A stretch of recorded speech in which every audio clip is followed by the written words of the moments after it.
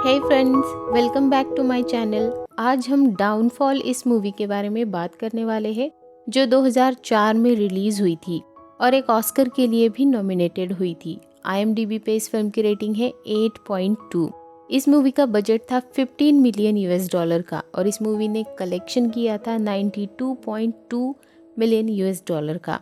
ये मूवी अब तक के सबसे बेहतरीन मूवीज में से एक है और आपको ज़रूर देखनी चाहिए। इसमें हिटलर के आत्महत्या के समय का हूबहू वर्णन किया गया है। रियल घटनाएं, रियल हिटलर और उसकी उस समय की मानसिकता को इसमें बिल्कुल एक्यूरेट तरीके से दर्शाया गया है। तो चलिए स्टार्ट करते हैं।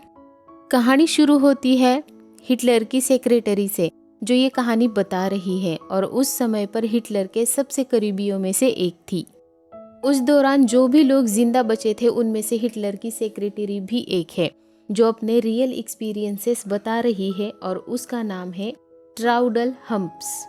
साल है 1942 का। हिटलर के बंकर में 5 लड़कियों को आधी रात को बुलाया जाता है सेक्रेटरी के इंटरव्यू के लिए और उनमें से एक ट्राउडल भी है जिसको ये जॉब मिल जाती है। और फिर कहानी पहुंच जाती है 2.5 साल आगे, मतलब 20 अप्रैल 1945 को, जिस दिन एडोल्फ हिटलर का 56th बर्थडे है। उस दिन अचानक से सवेरे सवेरे आर्टिलरी फायरिंग पूरे बर्लिन शहर पे शुरू हो जाती है और ट्राउडल इस आवाज से उठ जाती है। दरअसल रशियंस बर्लिन के बहुत ज्यादा करीब आ गए थे और हिटलर को भी पता चल जाता है कि रशियंस सिर्फ 12 किलोमीटर दूरी पर है बर्लिन शहर से। और ये सुनकर हिटलर बहुत ज्यादा गुस्सा हो जाता है। आज हिटलर का बर्थडे है, इसीलिए उसे विश करने के लिए बहुत ही बड़े बड़े अफसर वहाँ पे आए हुए थे, लेकिन हिटलर बहुत गुस्से में और बहुत बेचैन है और उनमें से कुछ मुख्य अफसर हिटलर से पूछे बिना ही बर्लिन छोड़कर भाग जाने की सोच रहे हैं। वो यहाँ रहकर रशियंस के हाथों मरना नहीं चाहते हैं, पर इस मुश्किल घड़ी में हिटलर को उनकी जरूरत है और ये लोग हिटलर को धोखा देना चाहते हैं। इधर बर्लिन में सारी सरकारी बिल्डिंग्स खाली करवाई जा रही है और सारे कॉन्फिडेंशियल और जरूरी कागजात को जलाया जा रहा है ताकि रशियंस के या दुश्मनों के हाथ में कोई भी कॉन्फिडेंशियल डाटा ना लग पाए। और वहाँ के सारे ऑफिसर्स को भी बिल्डिंग खाली करने के ऑर्डर्स दिए गए हैं। इधर हिटलर के सभी मुख्य अधिकारी हिटलर को बर्लिन छोड़कर जाने की विनती करते हैं, लेकिन हिटलर कहता है कि मैं बर्लिन छोड़कर कहीं भी नहीं जाऊंगा। तब हिमलर डिसाइड करता है हिटलर चाहे जाए या ना जाए, मैं तो बर्लिन छोड़कर अभी जाऊंगा। हिमलर जर्मनी के मेडिकल यूनिट्स का मुख्य अधिकारी है। अभी भी हिटलर सोचता है कि वो इस तबाह हो रहे बर्लिन और जर्मनी को बचा पाएगा और फिर से एक नया बर्लिन खड़ा कर पाएगा। इस वक्त भी उसकी सेक्रेटरी और उसके सभी करीबी लोग हिटलर को बर्लिन छोड़कर जाने की बात करते हैं, लेकिन हिटलर ऐसा करने से मना करता है और कहता है कि मुझे बर्लिन को वापस खड़ा करना होगा या फिर मुझे अपना डाउनफॉल फेस करना ही होगा। मैं बर्लिन छोड़कर कहीं नहीं जा सकता। इधर बर्लिन के लोग अपना शहर, अपना घर, अपना सब कुछ छोड़कर सिर्फ अपनी जान बचाने के लिए भागने पे मजबूर हो गए हैं और अभी भी कुछ हिटलर के फॉलोअर्स उसे इतना ज्यादा प्यार करते हैं, चाहते हैं कि उसके लिए मरने के लिए भी तैयार है। लेकिन बर्लिन को ऐसे छोड़कर वो लोग नहीं जाना चाहते और इन लोगों में से कुछ बच्चे भी हैं। फिर हिटलर अपने आर्मी अफसरों की मीटिंग बुलाता है और रशियंस को कैसे पीछे हटा सकते हैं इस बात की प्लानिंग करना शुरू करता है, लेकिन रशियंस को पीछे हटाने का कोई भी रास्ता इनके पास नहीं बचा है। बुरी तरीके से बर्लिन तबाह हो रहा है, हार रहा है। फिर भी उनका अफसर कहता है कि हम अपनी आखिरी सांस तक लड़ेंगे, लेकिन 3 मिलियन सिविलियंस को हमें यहाँ से इवैक्यूएट करके निकालना पड़ेगा। तब हिटलर कहता है कि हमारे पास इन लोगों के बारे में सोचने के लिए बिल्कुल भी समय नहीं है और वैसे भी वॉर के समय पर कोई सिविलियंस नाम के लोग नहीं होते हैं। मतलब हिटलर अपने लोगों को इस हालात में मरने के लिए छोड़ रहा है। इस सिचुएशन में भी उसकी सोच ज्यों की त्यों है और हिटलर अपनी जनता को मरने के लिए छोड़ चुका है। अगले सीन में हम हिटलर को कुछ सैनिकों को मेडल्स देते हुए देखते हैं जिन्होंने दुश्मन के टैंक्स को उड़ाया है और उनमें से कुछ बच्चे भी हैं। पर हिटलर को इस बात से कोई भी फर्क नहीं पड़ता है कि ये बच्चे इन खतरनाक हथियारों से खेल रहे हैं। वो उल्टा उनकी तारीफ करता है और उनको मेडल्स देता है। ये ऐसा समय है जब सबको पता है कि आज का दिन उनका आखिरी दिन हो सकता है, पर फिर भी हिटलर की प्रेमिका ईवा इस समय में भी सबका टेंशन और बर्डन कम करना चाहती है। इसीलिए वो पार्टी ऑर्गेनाइज करती है और सबके साथ खूब शराब पीती है और खूब डांस करती है। बाहर फायरिंग चल रही है, लोग मर रहे हैं और ये लोग भी कभी भी मर सकते हैं, लेकिन फिर भी ये लोग शराब पी रहे हैं, डांस कर रहे हैं, पार्टी कर रहे हैं। फिर हिटलर रशियंस को रोकने के लिए हर तरह के सप्लाई रोकने के ऑर्डर्स देता है, जैसे कि electricity, gas, clean water, coal, transportation, railway, canals, docks, ships and locomotives. तो हिटलर का एक मिलिट्री अधिकारी कहता है कि हम ये सारे सप्लाईज रोक कर जर्मनी के आम लोगों के सरवाइव करने के सारे रास्ते बंद कर रहे हैं। तब फिर से हिटलर वही बात कहता है कि उन लोगों को वैसे भी जीने की कोई ज़रूरत नहीं है। इन कमज़ोर लोगों के सर्वाइवल नीड्स का ख्याल रखने की हमें बिल्कुल भी ज़रूरत नहीं है। फिर अगले सीन में हम देखते हैं कि हिटलर ने उसके सीनियर मिलिट्री ऑफिसर्स को, जिसका नाम स्टेनर है, उसको रशियंस पे आर्टिलरी फायर करने का ऑर्डर दिया था। लेकिन उसे खबर मिलती है कि स्टेनर आर्टिलरी अटैक नहीं कर सकता है। तो हिटलर सब पे बहुत ज्यादा गुस्सा हो जाता है, भड़क जाता है और सबको भला बुरा कहता है। सारे मिलिट्री ऑफिसर्स को कायर बुज़दिल न जाने क्या क्या कहता है और आखिर में उसकी आंखों से आंसू आ जाते हैं और वो बताता है कि अब मैं आप लोगों को लीड नहीं करूंगा और ना ही कोई आपको ऑर्डर दूंगा। लेकिन आप लोग अगर सोच रहे हैं कि मैं बर्लिन छोड़कर कहीं जाऊंगा तो आप सरासर गलत सोच रहे हैं। मैं अपना सर गोली से उड़ा दूंगा, लेकिन बर्लिन छोड़कर कहीं नहीं जाऊंगा। और बाहर आकर सबको बताता है कि आप सबकी यहाँ से निकलने की तैयारी करो। मैं यही रहूंगा, लेकिन आप सब लोग यहाँ से निकल जाओ। लेकिन हिटलर की प्रेमिका ईवा कहती है कि मैं तुम्हें छोड़कर कहीं नहीं जा रही हूँ, चाहे जो हो जाए आखिरी पल तक मैं तुम्हारे साथ ही रहूंगी। और उसके बाद हिटलर की सेक्रेटरी भी कहती है कि मैं भी आपके साथ रहूंगी। और हिटलर वहां से चला जाता है अपनी रूम में। और हिटलर के वहां से जाने के बाद बाकी ऑफिसर्स में मतभेद होने लगते हैं। कोई कहता है कि उन्हें वहां से भाग जाना चाहिए और कोई कहता है कि हमें हिटलर का आखिरी पल तक साथ देना चाहिए। बाहर वॉर के हालात बहुत ज्यादा बुरे हैं। लोग बुरी तरीके से मर रहे हैं, घायल हो रहे हैं, उनको सही इलाज नहीं मिल पा रहा है। और अब तो हिटलर ने भी सारे सैनिकों से और सारी जनता से वास्ता तोड़ दिया है। जर्मन्स को बचाने वाला या उनके बारे में सोचने वाला अब कोई भी नहीं बचा है। अब सारे जर्मन्स जिएंगे या मरेंगे सिर्फ उनकी खुद की किस्मत से। इधर हिटलर के बंकर में उसका राइट हैंड कहलाने वाला, जिसका नाम जोसेफ है, उसकी पत्नी और उसके 6 बच्चे भी बंकर में रहने के लिए आते हैं, क्योंकि अब बर्लिन शहर रहने के लायक नहीं बचा है। फिर अगले सीन में हम देखते हैं कि हिटलर उसकी प्रेमिका और सेक्रेटरी के साथ बैठा हुआ है और उनसे कुछ बातें कर रहा है। हिटलर बताता है कि आपको कभी अगर सुसाइड करनी हो, आप अपने मुंह में बंदूक रखकर गोली मार दो और आप तुरंत मर जाएंगे, आपका स्कल, उसके चीथड़े उड़ जाएंगे। तब हिटलर की प्रेमिका कहती है कि मैं मरने के बाद सुंदर दिखना चाहती हूँ, इसीलिए मैं अपने आप को गोली कभी नहीं मारूंगी, तो मैं इस चीज का इस्तेमाल करूंगी, कहकर अपनी पॉकेट में से एक छोटी सी जहर की बोतल निकालती है और बताती है कि अगर आप इसे खाते हैं तो सिर्फ 2 सेकंड के अंदर आप मर जाएंगे। और उसकी बात सुनकर वहां बैठी दोनों औरतें हिटलर से इस जहर की मांग करती है। तो हिटलर उन्हें बड़े भारी मन से ये जहर दे देता है और कहता है कि इस मुश्किल घड़ी में इससे बेहतरीन तोहफा मैं आप लोगों को नहीं दे सकता। फिर हिटलर अपने सारे कॉन्फिडेंशियल और इम्पोर्टेंट पेपर को जलाता है ताकि रशियंस के हाथ कोई भी डाटा ना लगे। ईवा अपने सिस्टर को खत लिखती है और उसमें उसकी कुछ कीमती ज्वेलरी उसे भेजने की बात करती है, क्योंकि वो कभी भी मर सकती है और जाते समय कुछ चीजें अपनी बहन को देकर जाना चाहती थी।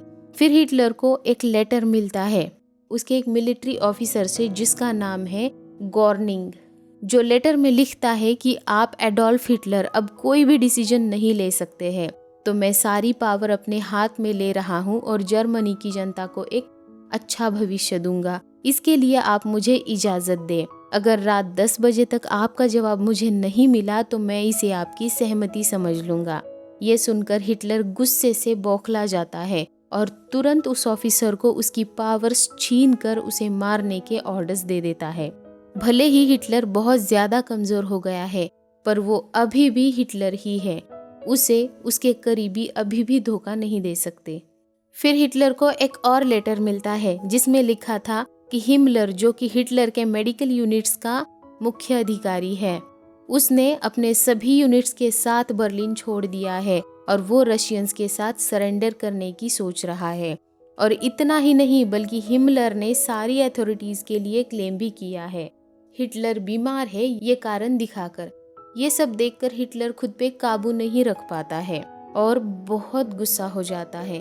उसी वक्त हिमलर को भी मारने के ऑर्डर्स दे देता है और रशियंस को तबाह करने का भी ऑर्डर देता है। वो अपने एयरफोर्स के मुख्य अधिकारियों को ऑर्डर्स देता है कि चारों तरफ से रशियंस पे हवाई हमला करो, रशियंस को खत्म कर डालो। पर अफसोस की बात है कि हिटलर भूल गया है कि उसके पास एयरफोर्स अब बचा ही नहीं है जो हमला कर सके और बर्लिन को बचा सके। और उसके अगले सीन में हम देखते हैं कि हिटलर का एक मेडिकल चीफ स्टाफ अधिकारी अपने पूरे परिवार के साथ सुसाइड कर लेता है। हिटलर को पता चलता है कि ज्यादा से ज्यादा 2 या 3 दिन में रशियंस हिटलर के बंकर तक पहुंच जाएंगे। इतने पास आ गए हैं रशियंस। फिर हिटलर अपने सभी सीनियर ऑफिसर्स को आर्मी से जल्दी रशियंस पे अटैक करने के ऑर्डर्स देता है, लेकिन सारे ऑफिसर्स कंफ्यूज्ड हैं क्योंकि उनके पास कोई भी खास आर्मी बची ही नहीं है जो रशियंस पे अटैक कर सके और रशियंस को पीछे हटा सके। और ये बात हिटलर जानते हुए भी वो ऐसे ऑर्डर्स दे रहा है। और फिर उसी दिन हिटलर अपनी गर्लफ्रेंड से मतलब ईवा से शादी कर लेता है अपने उसी बंकर में। फिर जब रशियन फोर्स हिटलर के बंकर से सिर्फ 20 घंटे की दूरी पर थी, तब एक बार फिर अपने सीनियर ऑफिसर्स की मीटिंग हिटलर बुलाता है। उसमें उसे पता चलता है हिटलर की ना तो आर्मी ने रशियंस पे अटैक किया है और ना ही एयरफोर्स ने किया है, क्योंकि उतनी फोर्स अटैक करने के लिए बची ही नहीं है और अब किसी भी पल रशियन आर्मी बंकर तक पहुंच सकती है और हिटलर उन्हें किसी भी तरह से रोक नहीं सकता है। तब हिटलर बुरी तरह से टूट जाता है और कहता है कि मैं कभी सरेंडर नहीं करूंगा, कभी नहीं। और वहां से उठकर अपने रूम में जाने के लिए निकलता है और अपने एक ऑफिसर को जिसका नाम है गन्सचे, उसे फाइनली बताता है कि हिटलर और उसकी वाइफ सुसाइड करने जा रहे हैं। पर वो नहीं चाहता कि उसकी और उसके वाइफ की बॉडी किसी के भी हाथ लगे। इसके लिए हिटलर के और हिटलर की वाइफ के शरीर को जलाने के ऑर्डर्स देता है। गन्सचे बड़े ही भारी मन से हिटलर का ये ऑर्डर मान लेता है और तुरंत 200 लीटर पेट्रोल का इंतजाम करता है। फिर हिटलर एक डॉक्टर को बुलाता है और उससे ये सुनिश्चित करता है कि उसकी 100% मौत इस अटेम्प्ट में होनी ही चाहिए, गलती से भी वो बचना नहीं चाहिए। तब डॉक्टर उसे बताता है कि आप साइनाइड खा लो और साइनाइड से मरने के लिए 2 सेकंड लगते हैं, तो आप साइनाइड भी खा लो और साइनाइड के साथ साथ अपने सर में गोली भी मार लो। साइनाइड खाना और गोली मारना दोनों चीज़ें एक साथ आप करो, इससे आप 100% मर जाएंगे। अगर सिर्फ आप अपने स्कल में गोली मार लेंगे तो हो सकता है कि आपकी गोली सिर्फ आपके सर को चोट दे के आप बच जाए, क्योंकि आपके हाथ शेक करते रहते हैं। तो इसीलिए हिटलर साइनाइड खा के और सर में गोली मार के दोनों तरीके से सुसाइड करने की डिसाइड करता है। और इसके बाद हिटलर के कुत्ते को, जिसका नाम ब्लॉन्डी था, उसको भी साइनाइड दे के तभी मार दिया जाता है। फिर हिटलर अपनी सेक्रेटरी और दूसरे लेडीज के साथ अपना आखिरी मील लेता है और उन सबको उनके हर एक काम के लिए शुक्रिया कहता है और वहां से अपने रूम में चला जाता है। और फिर कुछ ही देर बाद अपने सबसे ज्यादा करीबी लोगों को फेयरवेल के लिए वो बुलाता है और उन सब से आखिरी बार हाथ मिलाता है, पर कुछ कह नहीं पाता। कोई इमेजिन नहीं कर सकता उस समय हिटलर कैसा सोच रहा होगा या कैसा महसूस कर रहा होगा। उसने एक ज़माने में लगभग आधी दुनिया पर राज किया था और अब खुद को दुश्मनों के हाथ लगने से बचाने के लिए सुसाइड करने की नौबत आ गई है उस पे। उसके बाद हिटलर और उसकी वाइफ आखिरी बार अपने रूम में जाते हैं और बाहर से ग्निश्चे डोर बंद कर लेता है और कुछ देर बाद अंदर से गोली चलने की आवाज़ आती है और डोर को खोलकर जब देखा जाता है तो अंदर हिटलर और उसकी वाइफ मर चुके थे। और फिर उसके बाद उन्हें बंकर से बाहर ले जाकर उनके ऊपर पेट्रोल डालकर उन दोनों की बॉडीज़ को जलाया जाता है। फिर कुछ जर्मन अधिकारी रशियंस के पास जाते हैं और बताते हैं कि हिटलर ने सुसाइड कर लिया है और हम सरेंडर करना चाहते हैं, लेकिन हमारी कुछ शर्तें हैं।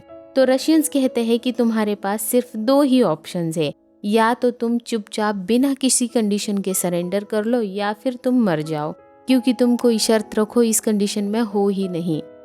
फिर जब ये बात जोसेफ को, मतलब हिटलर के राइट हैंड कहे जाने वाले इंसान को पता चलती है तो वो सरेंडर से साफ साफ मना करता है और कहता है कि मैं जब तक जिंदा हूँ तब तक कभी हिटलर के खिलाफ नहीं जा सकता। और हिटलर कभी भी सरेंडर करना नहीं चाहता था और सरेंडर करने से मना करता है। पर बाकी अधिकारी जोसेफ से लड़ते हैं कि हमारे पास कोई और रास्ता बचा ही नहीं है, पर फिर भी जोसेफ नहीं मानता। फिर जोसेफ की वाइफ अपने 6 बच्चों को नींद में साइनाइड देकर मारती है। इस समय पे उसके मन पे क्या बीत रही होगी हम बिल्कुल नहीं समझ सकते। उसको अपने हाथों से अपने 6 बच्चों को मारना पड़ रहा है और बाद में जोसेफ और उसकी वाइफ भी बंकर से बाहर निकलकर सुसाइड कर लेते हैं और उन दोनों की बॉडीज को भी पेट्रोल डालकर जलाया जाता है। और उसके बाद जो भी लोगों के मन में बचने की जरा सी भी उम्मीद थी वो बंकर से बाहर निकल जाते हैं और खुद को बचाने के लिए एक नया स्ट्रगल शुरू करते हैं। लेकिन अभी भी बंकर में कुछ लोग बचे हैं और वो बाहर जाकर रशियंस के हाथों मरना नहीं चाहते और ना ही उनके मन में बचने की कोई और उम्मीद बची है और वो अपने आप को गोली मारकर ख़त्म कर लेते हैं। 30 अप्रैल 1945 को हिटलर ने सुसाइड कर लिया था और फाइनली 7 मई 1945 को जर्मनी ने ऑफिशियली बिना किसी शर्त के रशियंस के आगे सरेंडर कर लिया था और ये वॉर यहीं पे ख़त्म हो जाता है। पर उसके बावजूद भी बहुत सारे हिटलर के लोगों ने खुद को गोली मारकर ख़त्म कर दिया था। बहुत से हिटलर के अधिकारियों को रशियंस ने पकड़ भी लिया था, पर क्राउडल जो हिटलर की पिछले 2.5 साल से सेक्रेटरी थी वो इन रशियंस के बीच से निकल जाती है और जिंदा बच जाती है। और फाइनली ये सारी कहानी बताने के बाद 2002 में क्राउडल की मृत्यु हो जाती है।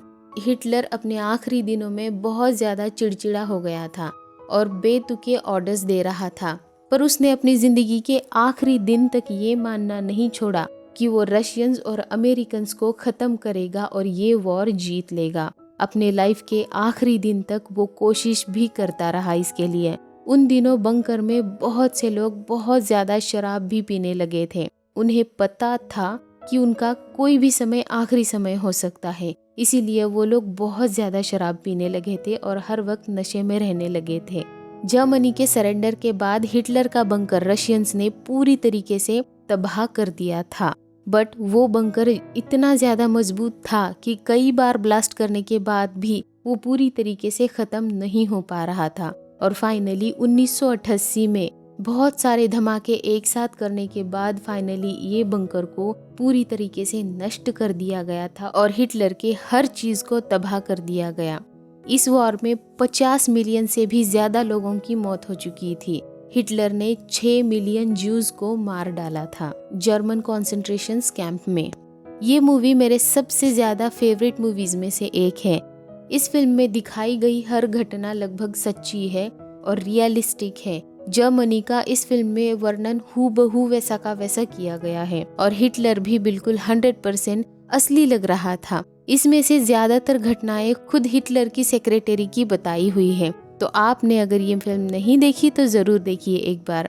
चैनल को लाइक करिए, सब्सक्राइब करिए और आप कौन सी फिल्म की स्टोरी जानना चाहते हैं मुझे कमेंट में ज़रूर बताइए। And finally thanks for watching. Bye bye.